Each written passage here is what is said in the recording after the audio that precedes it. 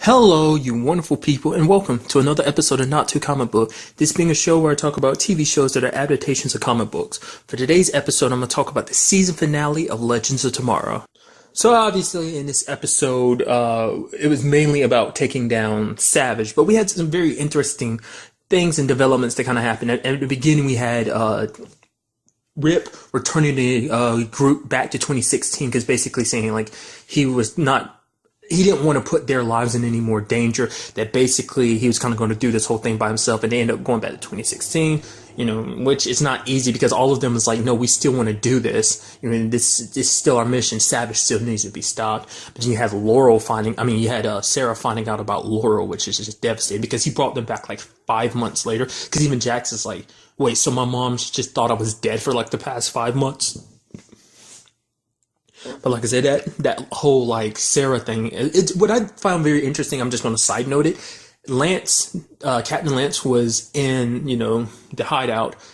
That's exactly where he was during the Arrow episode. So that's kind of like, I interpreted that as kind of coinciding because that was like the last time we saw him in this week's episode of Arrow, where he was just taking Felicity's spot when she went off to kind of deal with her mom and dad and Curtis. So I can only assume she kind of popped in then.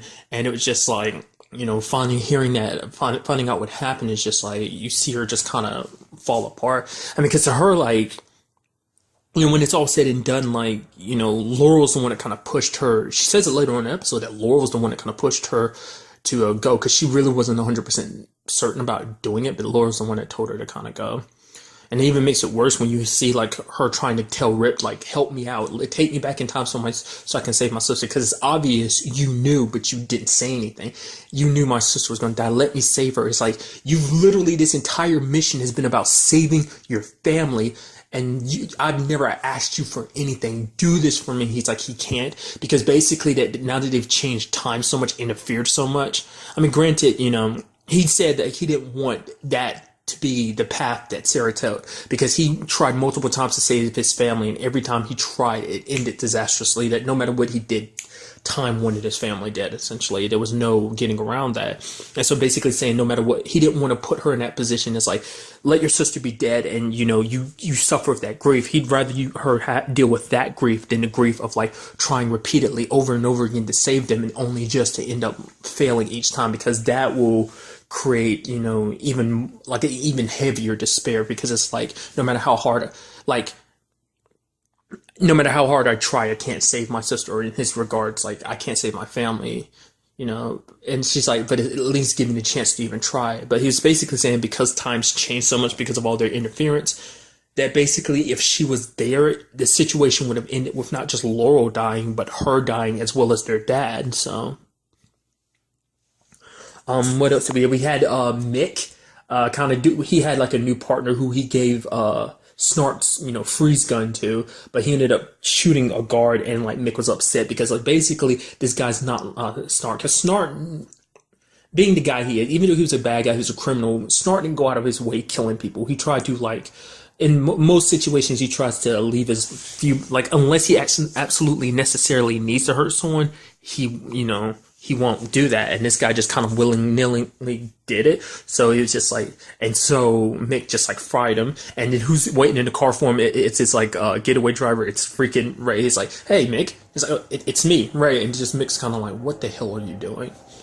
To me, I thought he was going to talk about the fact that it's like, oh, we're going to partner up now. That I thought that was what was going to happen. Him, Mick, and Ray were going to be like a crime duo. That's kind of how I interpret that. But it was, Ray interpreted it as like, that basically Snart knew what he was doing, because Mick was like, there's no way Snart went in there without a plan. He never goes anywhere without a plan. And Ray's like, maybe his plan was for us to look after each other. I keep you in check and you watch my back, because we still got a job to do, and that's taking down Savage, who, very interestingly enough, it was kind of interesting hearing his plan, which I like I said, I kind of brought it up last episode, but I thought so. The Thanagarians are like an alien species, and they're the reason why so it's not just like, oh, some mystical reason why they became, like, Carter and Kendra became Hulk people. It's also connected to the Thanagarians. It's like, basically they were connected to some kind of technology from the planet, and that's what bestowed each one of them their powers, even giving Savage his immortality. essentially his plan was to track down all of the meteorites, the three specific meteorites that crashed onto Earth way back then. And essentially he was going to, using Carter and Kendra's blood, he was going to set them off and basically kind of create a paradox, a large-scale paradox across three different points of time, making them explode. And this is basically going to kind of be like a huge reset button and send them back to 1700 BC, basically back in ancient time Egypt where they all existed. And basically he was going to take his, his immortality and rule as a ruler rather than just being kind of like the man he was back then, just scheming behind the scenes, and that he was going to have Kendra as his queen. And it's so interesting when you break that down too, because it's like, yes, he wants power, but even at the end of the day, even after all this time has passed, he still wants the same thing. He wants Kendra as his queen. He still loves her. It's kind of in a sick, twisted, psychopathic, sociopathic way, however, whichever one you want to go with. He still cares for her in some twisted way, so I find that fascinating. But I did like how they handled that situation. That was pretty badass. That basically during the moment of him activating this like ritual, it would end up causing him to be mortal in that sense. And basically he had to basically the team split up and they all went to the three different points in time to basically kill him while he was mortal. Sarah and Firestorm went to one particular time, then Adam and Mick went to another, and then the other one was Carter and Rip. And it just pretty badass fights. And we also, in this episode, we got a little taste of another ability Firestorm has that, I forgot what the term for it was. Was it like transmagnifying? Is that it? Basically, they can turn matter, like certain objects, into other matter. Like essentially, when it came down, when they actually defeated Savage, they ended up like he ended up touching the rock and he ended up like turning it into water. That was like pretty neat because he first found out when they were like, back in the 40s with the Nazis, and he grabbed a gun and he kind of turned it into sand. I was like, what the hell was that? I was like, did he just burn that gun like that? I was like, what was that? And even he was caught by surprise. I was like, that's pretty badass. It's like, I mean, I hope they, they kind of slightly got the hang of it. Obviously, it only worked that one time. I mean, for obvious plot reasons. But I can only assume like he's going to be using that a lot more in the future, because I thought that was pretty interesting. Like that they kind of have that ability. I don't even expect me to explain that scientifically, like in regard of scientifically how they explain it. Like I'm no scientist, so I couldn't break it down to you realistically. But just even show wise, I don't understand how that works. But it's connected to the fact is that they are a firestorm, that it can do it. It's like the way their bodies work as firestorm when they come together, that gives them that ability. And then we have Ray kind of adapting what he can do with his suit, obviously shrinking it, and basically he's made a ray out of it, and he made that particular meteorite shrink. And I just love the little poof. That was pretty cool. And I love the fact is that like different people got the final blows, like against him, against Savage in the different time periods. Mick was the one that landed the final blow, set him on fire. The other time period was Sarah going hand-to-hand combat and like took her staff and just like broke his neck or crushed his throat, whatever the case may be. And then you have, in regards of like ripping them, Kendra and Carter working together and kicking his ass and stabbing him with the dagger, and then Hunter pushing him. And then he's getting zapped by the electricity. He's like, don't ever speak my son and wife's names again. And it ended up like releasing all that energy. Basically, I guess that was supposed to be signifying the fact is that he's dying across all the different time periods. So it was pretty neat.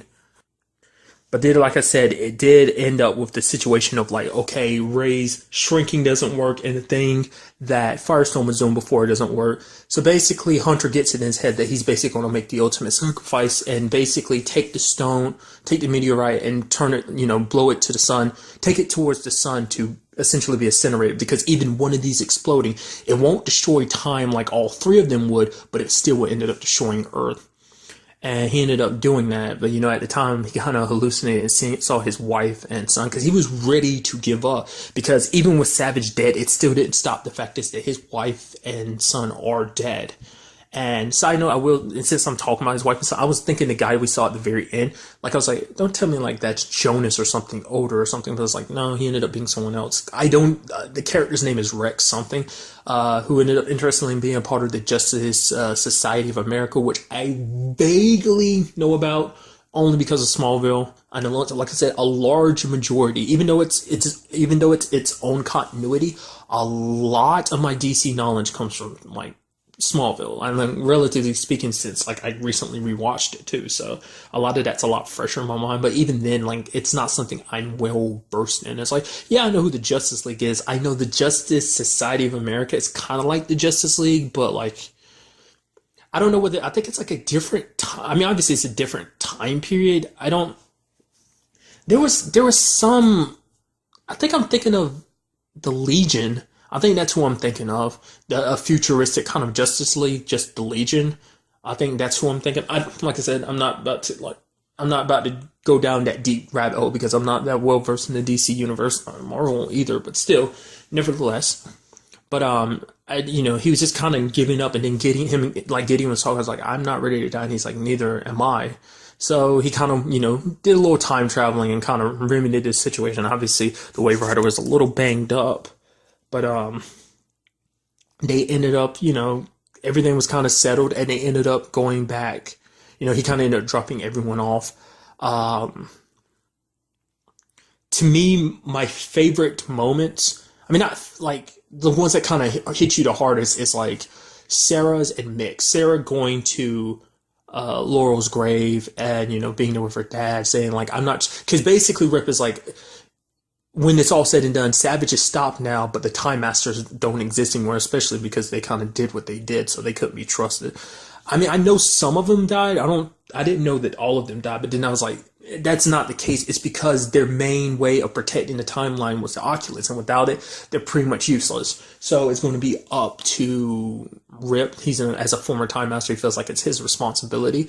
But then, I guess you could argue it's like, I mean, just to play devil's advocate in this situation, it's like, honestly, you're not the best person for the situation, Rip, because it's like you put a lot of people's lives and time in general in jeopardy because you were selfish and wanted to save your wife and son, which is like, like I said, just playing devil's advocate. And it kind of shows that you don't have the best judgment needed to decide like what's kind of right for the timeline, like I said. But then, personally, I'm like, yeah, I get it. In that situation, it's like you do anything to protect your family, do anything to get them back to make sure that they don't die. So, but when it's all said and done, like his family is going, but that we know of. We don't know. Maybe there's some like timey-wimey type of thing that's going to happen in season 2, which the show has already been renewed for its second season. That maybe like that'll remedy that situation. He'll end up finding a way of remedying it. But basically, everyone had to decide like, okay, like whether they're going to join Rip on this next expedition on, protecting time. Because I wasn't sure how they were going to do this show, whether they were going to keep all the heroes that the current team, or whether they were going to switch up the heroes. I thought like everyone's going to go back to, 2016 and it's going to be like a new team. Who knows? Maybe they'll do that if the show gets like a third season, then that might happen. I don't know, because at the end we had Carter and Kendra leaving because they kind of want to just like enjoy their life now that Savage is gone, which is like you're not going to be enjoying it too long. The Thanagarians are going to attack. I mean, obviously that's going to be a little ways into the future because Savage was meant to stop them, so it does make the Thanagarians invasion is going to happen though. But so it's like at some point they are going to have to come back to the fight because of that. I mean, not unless there's some greater evil that's going to step up. Because I mean, I do wonder like where they're going to go with it. Like, who is the next antagonist for them to go up against? I kind of diverted away from it, but obviously you had the whole Sarah and Captain Lance thing, and just being like, Laura would be proud of you, and she's like, how would you know? He's like, because I'm proud of you, the person you are and what you're doing. So. And then, to me, the most heart-wrenching one was just like the Mick one, where Mick went back to 2013 and basically, called up Snart to kind of sit down. And basically, Mick couldn't even find the words to say. He's just like, even Snart was like, if you're trying to get all sentimental on me, don't do that. And just Mick was like, this is kind of a bad idea. He's just like, I just want you to know that you're a hero. Whether you believe it or not, you are a hero. And so he left it at that. And you kind of see Snart like, kind of with like a what the hell type of look on his face. Like I said, it's very interesting because the Mick that was in front of him wasn't the same Mick that Like, I feel like the old Mick would have still, kind of said something similar because, Snart was like his only friend, his bestest friend, his partner in crime and everything. So they grew up together. So it's like, Snart was a very important person to him. So in that regards, that kind of made sense. But it's like, I feel like I feel like he's able to express himself a little bit more because of everything he's going through now. And that was kind of interesting. He was just kind of like, you are here whether you realize it or not. And then Ray and Rip were there and being like, so did you tell him it's like, that basically he's going to die saving us. And even Rip suggests, he's like, if you want to, we can come back to this time period over and over again so that you can see him. He's like, it's just let it go. It's like, my partner's dead and just have to leave it at that. It's like, part of me still wish on some regards that he isn't dead. It's just like, he's such a good character. It's like, he was a good part of this team. And it's like, I don't know whether they're going to fill that roster with someone else in season 2 or what. Or are we going to end up finding out he's still alive? I don't know. Because we're also, like I said, we're also filling Kendra and Carter's shoe. I'm saying just for now. I feel like they are going to come back. Who knows? Maybe they won't. So that's at least 3 people on the team that you kind of have to fill the void of. I did like the fact is because Martin was so against it. He was just like, he kept, because he wanted to go back just to finish this whole Savage thing, and he still kept his wife in the dark. But then, basically, he was talking about the project he was working on being done. But then she's like, no, you can't do that. It's kind of like, why is she acting like that? And then Jax walks in, Jax filled her, and he's basically like, so this was your revenge for me dragging you along through time. And he's kind of like, yeah. And basically he kind of explained everything to her, and she's like, no, go, Martin. He's like, you really want me to do this? She's like, yeah, but I know you'll come back to me, so I don't have to worry about that. I'd regret it if I didn't let you go out and kind of have this opportunity. So very nice ending. Once again, Mick being him. Two of my favorite lines when Kendra and Carter are about to leave, they're going to go off and kind of have normal lives. Which poor Ray. I mean, he kind of wished them the best of luck, but still, that's got to sting. It's like a literal dagger to the heart.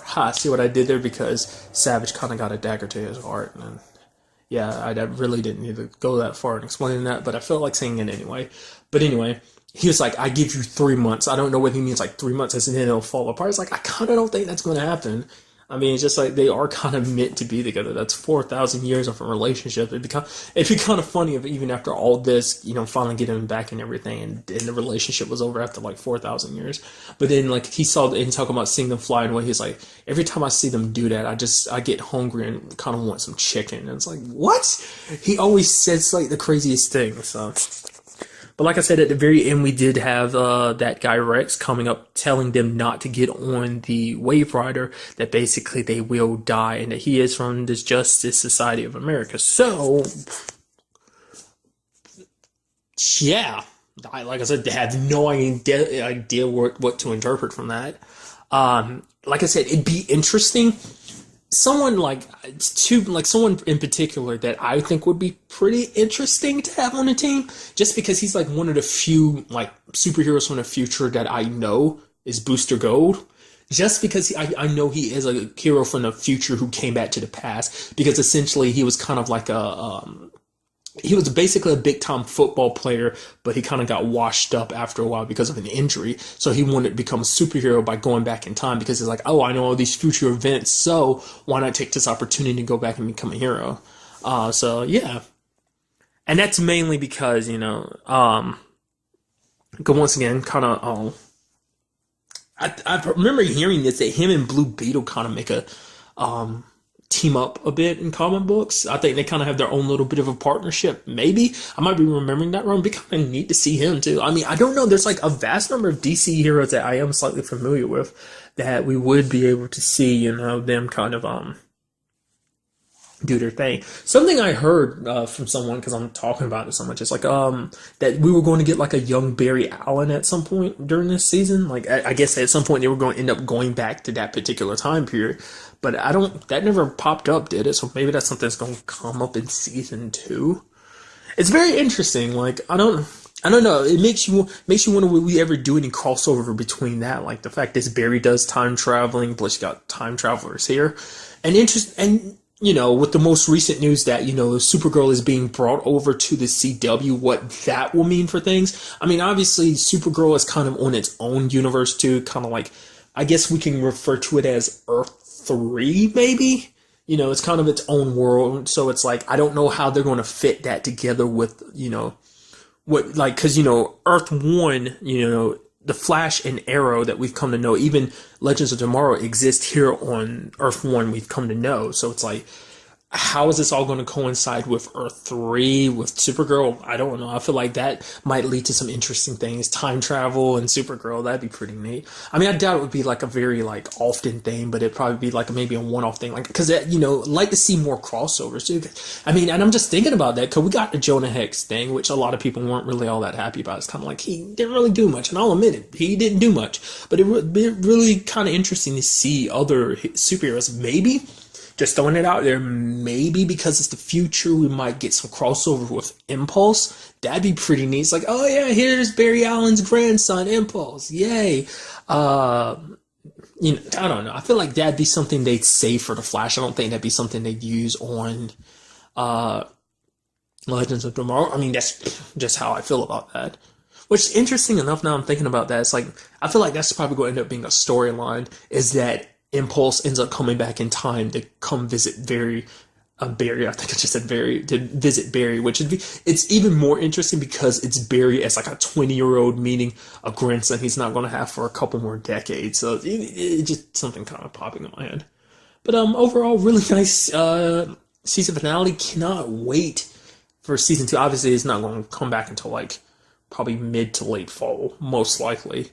But still, I just can't wait to see what the CW decides to do with it. But that's really all I want to talk about. Till the next time we meet, be happy, be safe, live life to the fullest, and enjoy it. Good day and goodbye.